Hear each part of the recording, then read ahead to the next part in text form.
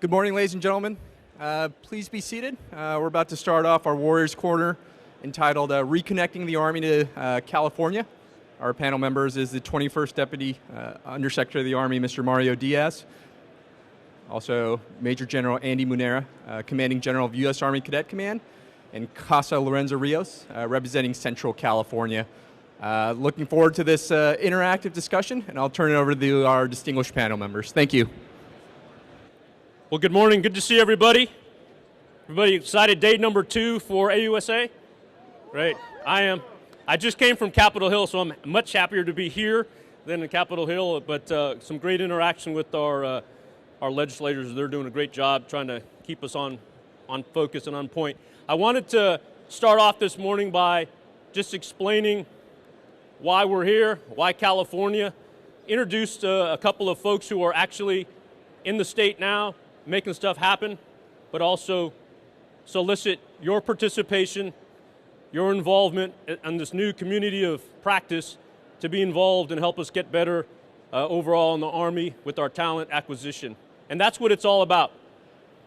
If you remember, a couple years ago, the Secretary of the Army had 6 objectives, and one of them was to strategically think differently about how we recruit and retain talent.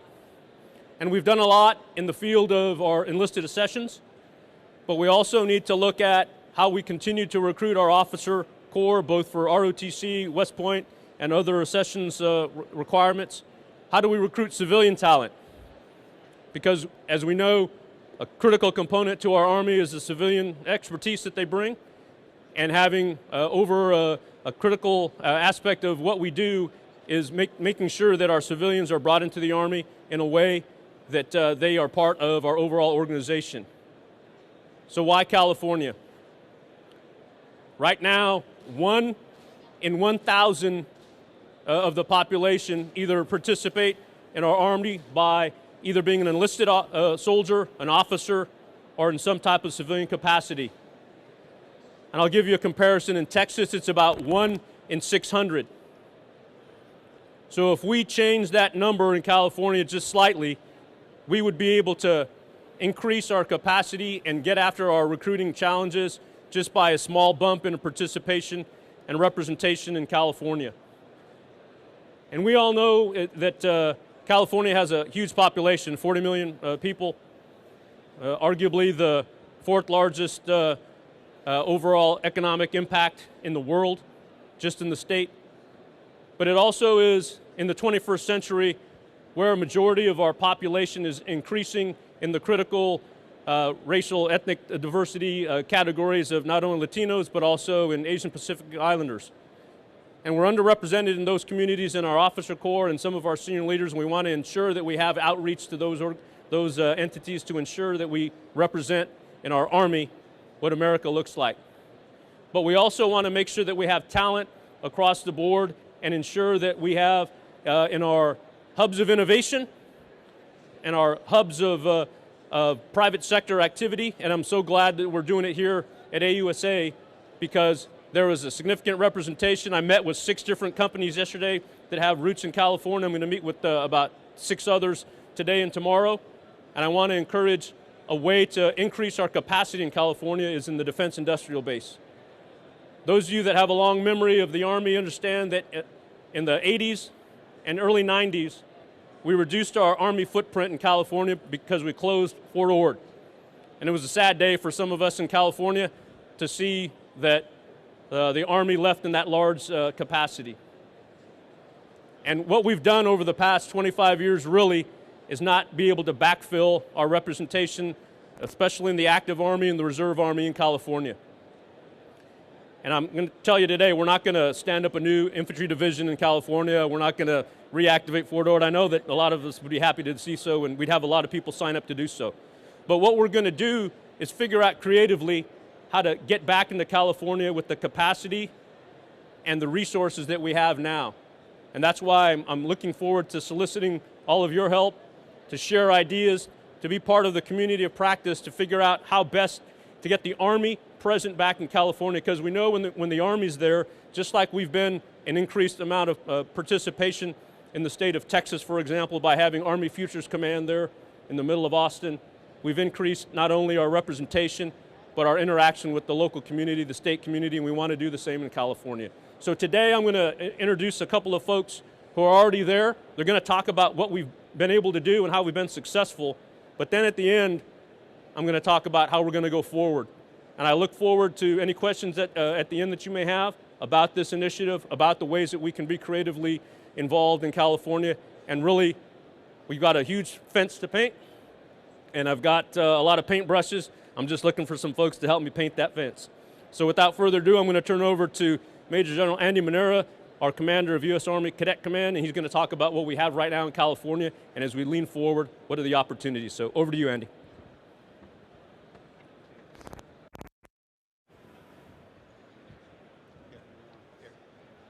All right. Couldn't figure out how to work the mic.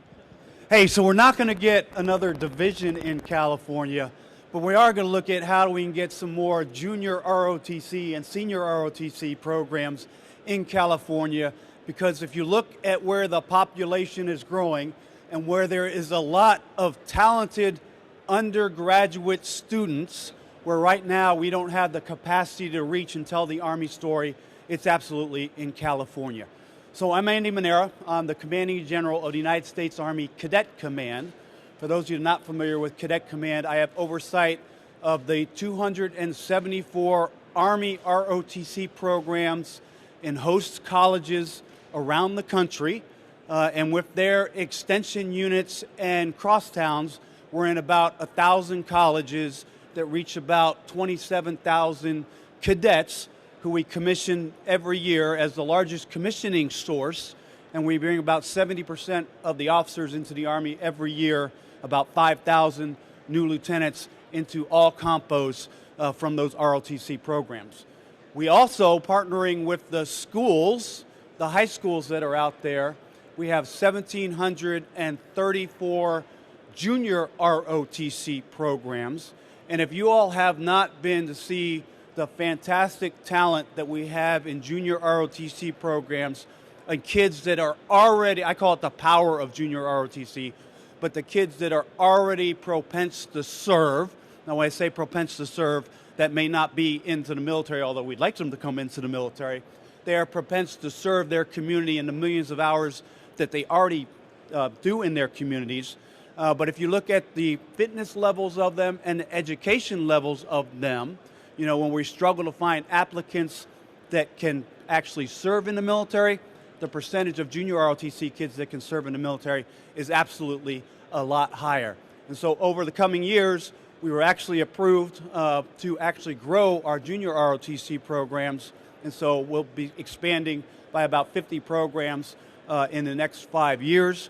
We'd like to see some of those programs in California.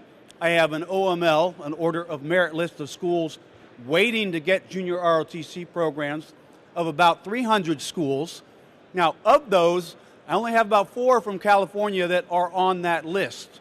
And so what asking you all, when you go back there, is help, and we will help you educate those programs on how to apply for junior ROTC programs, and so that we can expand those into those colleges. But let me talk just a little bit, and I'll go a little bit by numbers of what we currently have in California. And so if you look at the current state of California, you know, right now I have access to about 600,000 students through the campuses that we are currently on. So 64 senior ROTC programs and colleges, so that's 12 hosts, 12 extension units, and then 40 crosstowns. It's about 1,000 senior ROTC cadets in California, 173 senior ROTC cadre, which I have told all of the cadre to work with our great CASAs and all the influencers across the state to help serve as that connective tissue, so that when we hold big events, you know, whether they're ROTC or other events, that we can bring the whole community together to tell the Army story, to educate kids on the opportunities that there are in the military. And I know Lorenzo is going to talk a little bit more about that. Spent about $21.7 million in scholarships just last year to California. Now, we spend over $300 million in scholarships every year for kids in ROTC. And so I'd like to see that number come up to the great students that are absolutely in California. And of course, you all know California better than I do, but the diversity of talent that we get out of California is something that we absolutely want to tap into from an Army perspective. So in the past 5 years, we've commissioned 1,250 active duty second lieutenants, 228 Army National Guard second lieutenants, and 296 U.S. Army Reserve second lieutenants. And of course, as you know, there's many Hispanic serving institutions as we want to get out to that community. Because if you look at the Army, we're doing very good on diversity, especially in the enlisted ranks. But if you look at the officer ranks, there's still only about 8% of Hispanic officers in our Army, and we'd like to see that representation go up a little bit. And then we've got 78 junior ROTC programs, which is about 11,000 junior ROTC cadets and about 137 cadre. Now what we're working right now, because if you look at my footprint across the United States, 80% of my capacity is against 63% of the population. And most of that is east of the Mississippi. And so as we look to reset and work with the Army to garner resources, California, the Southwest, Florida are some of the areas that we absolutely want to expand in the next years as I can garner resources, because it's a zero-sum game. And so how do I move resources from one place to another? We're looking at opening another host institution and maybe 4 to 7 more expansion units in California, which will give me access to another 150,000 talented undergraduate populations that are in those areas. And of course, we'd like to expand more junior ROTC programs. I just need help getting more folks to apply for junior ROTC programs. So and the first one we absolutely are going to open up is starting in first quarter of 25. CSU LA will be brought in as an extension unit as one of our first organizations. So that's kind of what we are currently doing and what we're thinking about in the future for ROTC. And it's really about just getting the word out to a very, we think, propense group of folks that are in California, and how to just educate them on the opportunities that there are in the Army. And I'm absolutely convinced on the junior ROTC side, if we did a better job of just educating those kids on the opportunities, we'd see more of them actually come in the military. So I'll pause there. I will hand it off to Lorenzo, and happy to take any questions later on.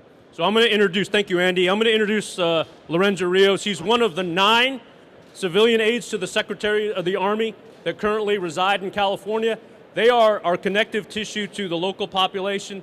They help us reach out across all the different components of active guard and reserve, of uniform and civilian. They connect us to the local leadership in terms of state government, local government. And Lorenzo is in the Central Valley in California.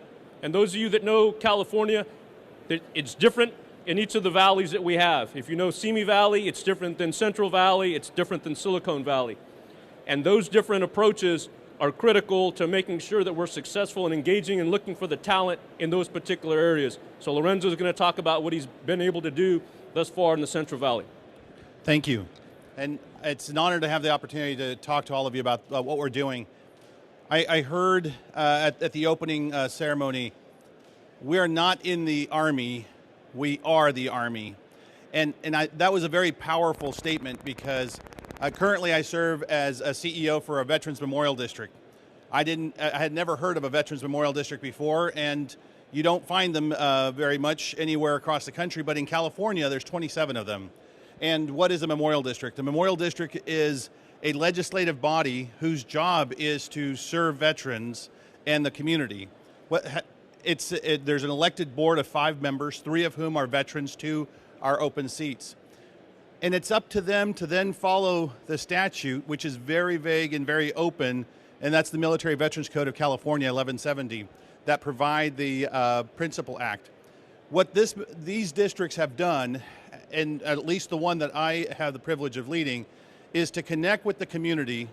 And the best way of honoring veterans is encouraging civic engagement on the part of the population and have them doing something with what has been defended for them and being engaged. In doing so, one of the things that we've discovered is having more awareness of what military service is really makes a difference in making sure that the veteran, as they transition out, have a connection with the community because they understand some of the skills that they bring with them. Well, what we've also discovered is as we inform the public about the skill sets and the opportunities that are found in the military, it really attracts many more of our next generation of leaders. In my community, we recognize all of those who are going into the military by doing a military signing day. At each high school, you don't just recognize them at graduation. We have a during lunch big forum, just like you see athletes when they're signing on to commit to a school. They get to put on their hat, and everybody makes a big deal out of it. And so when I started talking to the educators, and I said, you know, it's wonderful that you're recognizing excellence, and I see how you're recognizing these athletes, but how about those who are joining the All-American team? And they said, well, we'd love to honor them too. What do you mean by All-American team? I think they were thinking I was more referring to Olympics or something. But when I started talking to them about the All-American team is our military, our Army, all of a sudden they realized that there was a gap. And right away, we found ourselves now in front of the school and on display, all of our students now taking the oath in front of all of their classmates, which caused even more curiosity. And this is where opportunity has now created a space for us to have that conversation. To have that conversation of what it means to go in the military service. Because a lot of folks think that, well, you blow things up and that's the extent of it. Well, when they start discovering that there's so much more to that, and the intellectual capacity was a very important attribute, I get to tell my story. I came to the United States. I was born in Tecomanco, Lima, Mexico. English is my second language. And quite frankly, the Army was, for me, a dream accelerator. I was no longer dubbed any of the other attributes. I was now referred to as a soldier. I was now referred to as a veteran. I was no longer referenced with any pejorative term. There was a sense of respect that I hadn't seen before. And so I now live in the Central Valley where there almost 60% of the entire community is Hispanic. English is not the first language, and this is where I get to now translate my experience by showing them what that's all about. We then host a dinner where we bring everybody who's going in the military, and it's a 500-plate dinner, and at each table, the person who's going in the military is sitting with their parents, and at the table, there is a veteran, there is a Blue Star mom, and a current serving member of the military. And the whole intent there is creating networks of support so that when that person goes into military service, they're going to get all the support, but the parents back home do not get that support, and we've created the support for them. Here's our challenge. Recruiting command has so many challenges. They've got so many demands placed on them. They don't need this guy who they've never seen before say, I got an event for you. I don't need your money. I don't need you to do anything. All I need you to do is show up. You are my subject matter expert. You don't have to do a cold call. You are my keynote. And normally that sounds too good to be true. And what's my ROI? I hear that all the time. I call and talk to PMSs. Hey, you know, the students have to stay focused to keep their GPA up, and this is a distraction. So one of our challenges is getting the folks who could really make the biggest impact in telling the story so we can build the relationships available so that the students can talk to them, so that the parents can see the opportunity. Our challenge is, who do we talk to? We have so many great opportunities. I'm talking to you about the Central California area, but I'm going to tell you, Gil Sanborn over here does some remarkable work in the Bay. I don't know if you've heard of Fleet Week. Gil, with the support of his counterpart, Mark Benton, and he has a whole network of folks. Here's the thing. You have so much opportunity, that has not been fully tapped. And so I'm really excited to hear our AUSA here talk about a commitment to California, and we see a lot of opportunity. But, you know, Mario, one of our biggest challenges will be how do we get a conversation so where we can create a common operating picture? Because you've heard the old adage, if a tree falls in the forest, did it make any noise? Well, if you don't know about it, if there's no one to be able to capture that, it didn't, or did it? Right now, we have a lot of great activities going on that are very much like trees that fall in the forest. We need a way of getting that noise up to you to help us prioritize so we can make a difference on the ground. And I'm going to tell you right now, you're going to see a difference. Well, thank you, Lorenzo, and I appreciate that level of support and the commitment. So I've heard it all, right? California, it's too far away, it's too expensive, it's too politically complicated, and I get it. But I will tell you, there is a level of patriotism, of spirit of service in the population, and it just needs to be retapped. Because if we don't do that, we're going to find ourselves missing the opportunities where we could have an increase in talent that could make a difference for our Army and for our nation. I will also tell you that this is going to require local and state officials in California to connect back to the Army. One of the complaints I hear is that California taxes not only those that live there in the active duty force, but their retired pay. Thankfully, the state legislators are actively now and in the final throes of passing Assembly Bill 46, which will reduce the amount of taxation on those that have retired in California on their retired pay. That's a step in the right direction. Those are the types of things that we need to not just connect to California, but for California to connect back to the Army. And what we've been able also to do is take advantage of the great work of our CASAs. But as Lorenzo talked about, there's a lot of federated activity going on in California that is all great in our Compo 2s and Compo 3, the Guard and Reserve. They're the face of the Army right now in California, and you're all doing great. But what we don't have is an ability to every day have somebody wake up and integrate all the different diverse and frankly exciting activities going on in California. And California, I'll just say it, is the big leagues for information and entertainment and culture. So you have to be able to compete. If you want to make it there, you got to be able to show up, you've got to be able to speak about what's going on, and you've got to show up with star power. So we've got to have our senior leaders be there, both uniform and civilian. We can't just fly over California, go out to Hawaii or Guam or other places where we have important missions in the Army. We're going to stop more in California, we're going to attend events, we're going to be part of the community, and we're going to make a difference. And what I'm going to do, and making sure we're going to start this this week, we're going to have a pilot program that will put a senior leader in California, not going to stand up an infantry division, but he's going to stand up and integrate all these different activities. He's a retired 2-star, served in our reserve forces, is from California, knows the population, served on the Governor's Council for Military Affairs, so has that network. And he's going to wake up every day and integrate all the different activities in California. He's going to have a hotline to me and all of our senior leaders here to make sure that what he needs, both in information and resourcing, he'll get so we can reconnect the Army to California. And that integrator is here today, Major General Retired Eldon Ragua. Eldon, come on up.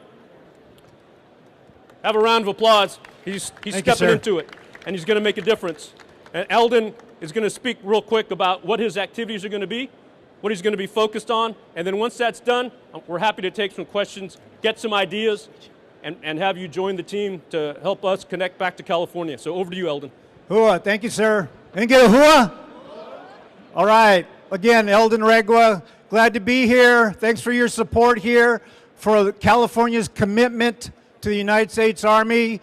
Good to see the CASAs here. I see a division commander over here to my rear. Good to see you all. Listen, we're going to get after it in the state of California. I was on the Metro yesterday, and there was a young engineer officer sitting behind me, and I struck up a conversation with her. And she asked me, about, well, what she told me is she went in the Army. Her brother knew nothing about the Army. Her family knew nothing about the Army. She posed this question to me. She said, what is patriotism? What is patriotism? And I thought about that for a second. And then she said, what is the opposite of patriotism? I said, well, I think it's probably apathy. And what we need to do is just shed that apathy and get the spirit of patriotism in California and reach out with all the Army partners using the whole of Army behind us to make sure that we're after it in the state of California. We've got a lot of assets. What I'm charged to do with Mr. Diaz's confidence is to pull this all together, coordinate, integrate, and synchronize all these great efforts to bring more soldiers to our Army, to get more appointments to the Academy, to maximize Army ROT scholarships. I just found out earlier this year that you can have 8th graders in junior ROTC in California if the school is co-located with a high school that has junior ROTC. What a great opportunity to get 13-year-olds exposed to our United States Army before they're even in high school. So there's so many different ways and means that we can get after this thing, and I'm counting on you all to support me. If you know someone who wants to get into ROTC, get an appointment to the Academy, join the world's greatest Army, I'll be standing over here after this presentation. Come see me and we'll get after it. Hua? Thank you. All right, thank you, Eldon, appreciate it. And I just want to end, before we take questions, to thank those that are already involved in all the different activities. I know we have our educators and academia here. We've got a lot of great partnerships with our great universities in California. We want to increase that. We want to get more fellowships there for our undergrads, for our senior level officials to go to California, to be there in those great fine institutions, to be part of the community there as well. And industry and business, you play a key role. We are looking at different ways in space and in cyber to grow the capacity and make sure that that relationship brings us all the resources, not only from talent, but what's going on already there in space and cyber, and bring it back to the Army. So different opportunities there as well. And ultimately, if we can get like a PM or a PEO office in California, I know that we'd have a lot of folks from our acquisition community sign up to go there as well. So with that, I'm going to go ahead and take questions if we have time available. Sir. Good morning, gentlemen. Thank you. I'm Matt Kelleher from HQDA G8, and 1992 graduate of Claremont McKenna College in Southern California, HUA. Question is, what opportunities might there be between the college-level senior ROTC programs with engaging with the high schools and junior ROTC programs to help develop those leadership capabilities for the senior cadets, but also provide more exposure at the high school level? Thank you. Did somebody plant that question? So thank you for that question. And so one of the things that we've done, and so for years, we've had a fantastic junior ROTC program and fantastic senior ROTC programs. And in pockets, they partnered really well together. And so what I've established, and what I call it, is a one ROTC culture, where we establish those habitual and supporting relationships between the programs and the junior ROTC programs that they have. And so as they are doing events, that they bring those kids together, and whether it's we're conducting an event on a college where we bring junior ROTC kids to see not only opportunities in ROTC, but they're also getting exposure to the colleges where they might like to go. So we're doing things like that. And any chance where we have the big regional and national junior ROTC events, how do you turn those into big national, tell the Army story events? So just this year, we're getting schools from California to come out, but I want to get more from California. We're doing the National Junior ROTC Raider Challenge competition. We're going to host that at Fort Knox. Got National Guard assets there. We got colleges coming in to set up college rows. We got folks jumping in. We got Army bands. Huge competitions, about 8,000 parents and students coming in where we can tell the Army story, not only about ROTC, but about all the opportunities. And I use that as an example because you've got opportunities like that also in California. And so how do you turn those events And so it's the one ROTC culture which I'm really trying to push. But thanks for that question.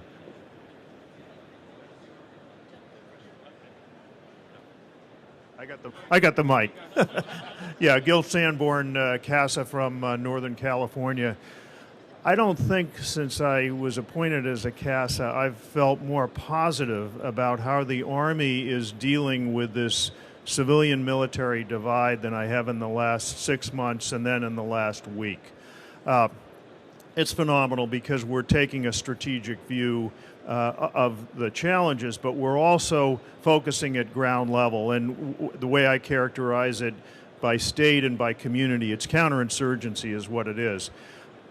What was announced last week was tremendous in terms of making the leadership of USAREC a strategic position, giving enough runway for that leader to recognize the issues and own the problem for a period of time. And then down at the recruiter level, having them more embedded in the community. The one issue that we need to address that I haven't heard yet is making the collaboration between the Guard and the active component in recruiting seamless. And when a battalion commander tells me when I ask him how the recruiting environment is and he says it's a knife fight with the Guard, I feel we have a terrible problem. And fundamentally, in our area, it's the Reserve and the Guard who have the presence that allow us to project out into communities. Now, I'm tied to the hip with General Smith, who's come in roaring in terms of support to our initiatives.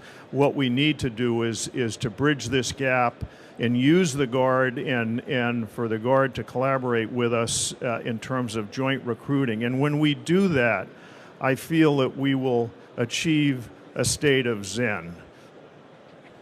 I agree, Gil. Thank you so much for that. And I would go a step further. I would say that in areas where we have this convergence of talent that we need to get after, we need to have a more of an agnostic approach of how we actually keep track of who gets credit for a mission. And we have a relationship where we engage with the population multiple times and engage with those folks that want to form a relationship and find out what they need, and they'll start bringing us the talent. And if we don't worry that much about who gets credit if it goes to the active Guard and the mission, because I will tell you there's a lot of folks that want to have a relationship, but they feel it's a little transactional, and they always feel like they're getting worked over, like, well, if I'm not a truck driver, then they maybe not want to talk to me today. Well, maybe we just turned away a great engineer that could potentially be working for our Corps of Engineers, but they just didn't have that right conversation. So I agree with you, Gil. I think as we go strategic and look about this, or think through this, that we have to have a more agnostic way in the way we interact, and we truly have a talent acquisition, and our recruiters have that mindset that they're going to share and pass information. Some of that's about having the right tool, so they could pass immediately to get it to the right person, the right talent acquisition agency, and then they could start having that impact and interacting, because we've probably left a lot of talent on the table because they're not talking to the right recruiter. So I'm with you. We'll continue to work that. And opportunities actually like Andy and Cadet Command have had with the strategic officer recruiting detachments in the middle of population areas where they are not focused on a mission, they're focused on forming relationships. And we've been very successful in California and in Houston with that type of approach. I think we want to try to pilot that in other locations, so it will be part of our multi-pronged, new approach, not just changing the way we're organized at our headquarters, but how we do it on the ground. There was a question over there. Hi, good morning. My name's Ian. I'm the CEO of Turbine One. We are a software and AI company located in Silicon Valley. And so, a lot of folks here think that Silicon Valley, to paraphrase a previous quote, is not that patriotic. Well, let me tell you, from that community, the patriotism of Silicon Valley is stronger than ever, and they are trying to figure out at various levels of communities how they can contribute. So my question to you all from industry, what can I do to support this initiative? Well, first, your presence here is great. And like I said, I've met with a bunch of different vendors yesterday. I'm going to meet with more today from industry and start that dialogue. Because each of the industry partners that we have, I think we have different capabilities to interact. Some of it may be on the far end of the S&T spectrum, where we just want to make sure that you understand what our needs are and what your capabilities are. and with the small amount of seed corn of money, we could actually develop a relationship. Others are through academia, frankly, and our defense innovation university that we have co-located in and around Silicon Valley is another entree point. And frankly, you know, a lot of the defense industrial base has a historic relationship and locations in California. It doesn't get a lot of press, but it's like the second largest defense industrial base in our nation. And that's about patriotism, it's about making sure that we're part of the community, and we need to continue to retell that story and reconnect with some of those partners on some of our larger operations and some of our larger of what their capabilities are to support our overall modernization priorities. And really, we've got to let them know where we're shooting to, so they can start working in that direction as well. So thank you for being here. Brad, you got a paintbrush now, and you're going to help out, but we'll continue the dialogue. Thanks. Good morning, sir. Renita Wicks. I'm one of the chapter presidents. John Brown sent me over here. I had a discussion with him. I also work out at NTC as the public affairs director. And one of the concerns I've discussed with Jerome Brown is we often hear that California is a Navy state. Well, of course, the Navy has lots of fleet weeks from LA to San Diego, all the way up to San Francisco. And one of the things I notice as we continue to support recruiting events is that we don't have that signature event on the West Coast for the Army. We have lots of signature events up and down the East Coast, but in California, how do we bring all of our assets and we show off the Army in a big way in California, whether that's in Southern California, Northern California, but having that exposure, whether it's once a year or twice a year, I think would be very effective in educating the community and bringing that patriotism in as a whole. It's a great point and a great question. We are trying to do that in the near term. This November during Veterans Day, we're going to go as large as we've ever been on the Veterans Day in Santa Monica. So we're going to try to do what we did in Miami and have a lot more Army equipment, a lot more Army senior leaders go there. I'm going to be there and speak and try to make sure to advocate. But you're right. We happen to be sometimes a little bit of East Coast or Southeast focus in our Army, and we need to shift some of those resources. And a lot of that comes into how you all could help us and be a part of those to either sponsor events or activities. I'll tell a quick story. I know I've got about a minute. 1983, I'm a high school freshman coming back from basketball practice in Pasadena, California, and I see a bus of what I thought were like bus drivers because they were wearing white with white hats. Turns out that they were a bunch of cadets and they were getting ready to practice their march on at the Rose Bowl in 1983 for the Army-Navy game that unfortunately the Army lost. But it was my first exposure to the Army in that way. So I went back to Google of the day and went to the library and looked up West Point and found out, hey, that may be something for me. I wouldn't have gotten that primal cue, that exposure, unless we had an event like that. So I agree with you 100%. There is so much untapped resources of activities that we can move to California. I know that sometimes it's a little higher cost, but again, if you want to compete, you got to compete where the people are at, and you got to show up. It's hard to compete against the other stars and other activities, but I think we have a great message to tell, and we've got great people to tell it. So I'm looking forward for those types of events. Eldon, do you want to say something about that real quick? Got about 30 seconds. Yeah, just real quick, just an idea that I floated around is we've got 23 recruiting companies in the state of California with about 75 stations. So what I'm thinking about doing on the Army birthday, for example, is have a 0600 PT run with not only the recruiting or the recruiters, but get elected officials out there as well, and members of the community go out and do 25, 30 PT runs, get this advertised, and the press seeing all this, and then maybe do a cake cutting ceremony at a local mall, all in unison, which would give a spotlight to the state of California on the Army birthday, just as an example. But I am open to other ideas that you all may have. Thank you. All right, I'm getting the hook, but I am really motivated and excited about the opportunities. But it's not just going to be because of me. It's not going to be because of these gentlemen here. It's going to be because of all of you working together, helping paint that fence. And I want, in the next year, when we come back and take a look at some of the ways that we've been able to make measurable differences, I want to be able to announce that we've made some positive change in the right direction, and it's going to be because of your help and frankly, of your participation. So thanks again. Have a great rest of the convention. Have a great Army Day. Hua. Ladies and gentlemen, thank you so much for your participation. Best way to keep informed and up to date is on the Army's California Commitment LinkedIn page, which is on a QR code right behind you.